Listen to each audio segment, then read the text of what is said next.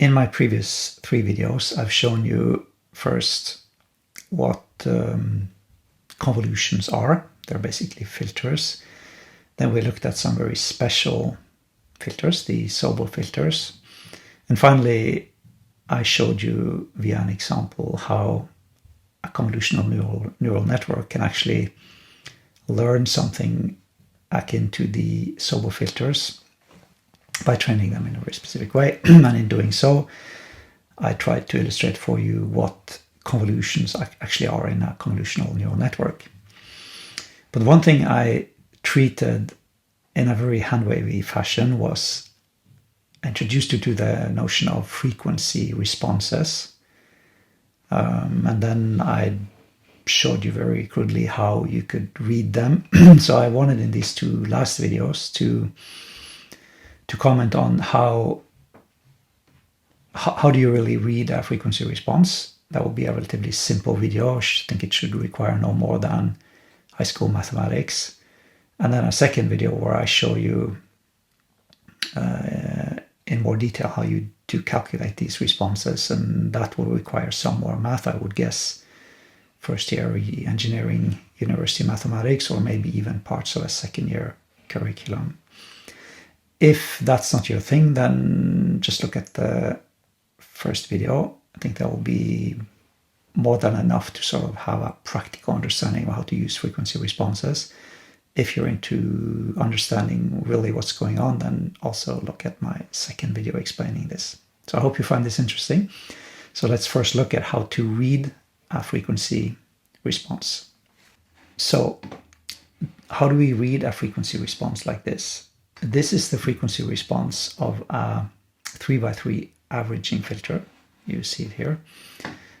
You remember from my talk about these filters that the values typically are set to 1/9, so 0.11 roughly. And this is the frequency response that such a filter has. And up until now, I've sort of explained how to read this in a very hand-wavy fashion. This will still be a little bit hand-wavy, but less so. And in my final video, I'll explain exactly how to calculate these things. But there are a few questions I want to address in this talk, and that is, what about this range from -0.5 to 0.5? What does that mean in terms of how can a frequency be 0.25, for instance?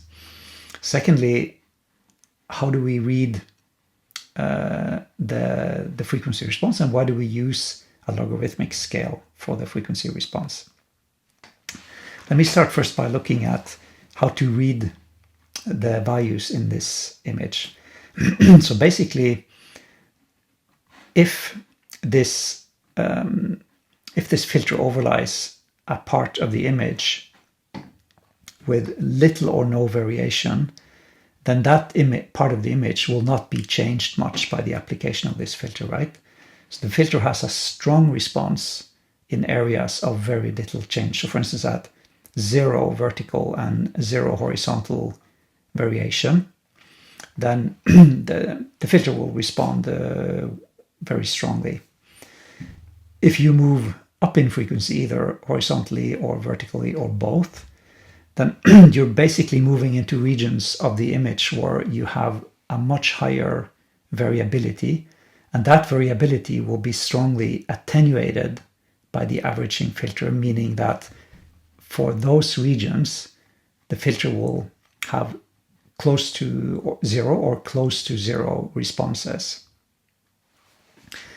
So why do we use a logarithmic scale for the frequency response values? That's just a matter of convenience. Certain filters will produce very high valued responses in certain parts of the image, low valued in the other. To be able to capture the entire range of variation in a single graph, it often is smart to use a logarithmic scale. So that's the reason for the logarithmic scale. But finally, the hardest thing to explain is why are the frequency values ranging from -0.5 to 0.5 along both axes? To understand that, let's look at this cyclic variation going from the left to the right in these 4 images, starting with a very slow cyclic variation up to a very rapid one. So in the first variation, you're basically going from black through white and back to black again in 20 pixels. So that means that each pixel captures 5% of a cycle, 0.05 cycles per pixel. If you bump the frequency up, so for instance, in this case, you go from black through white and back to black again in 8 pixels. So now each pixel captures 0.12 roughly cycles per pixel. And this keeps going up until this image where you basically have 2 pixels, a period of 2 pixels.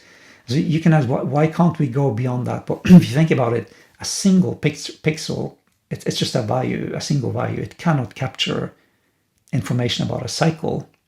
So you need 2 pixels to capture information about a cycle. And that means that you can represent half a cycle per pixel. So if you go back to the frequency response illustration, basically going from 0 to 0.5, you're catching all the possible variability that you can have in the image by looking at values from 0 to 0.5 in what's called relative frequency.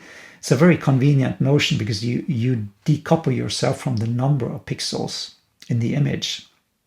You're basically just saying the number of, say, horizontal pixels in the image, that represents my sampling frequency. And then you know that the highest possible variability is half of that. So if you set the sampling frequency to 1, then the highest frequency that you can represent in the image is half of that, so 0.5. That's how you get this range from 0 to 0.5 in cycles per pixel. Now, the reason for negative values is that in this case, where the filter has real values, it will be symmetric about the origin.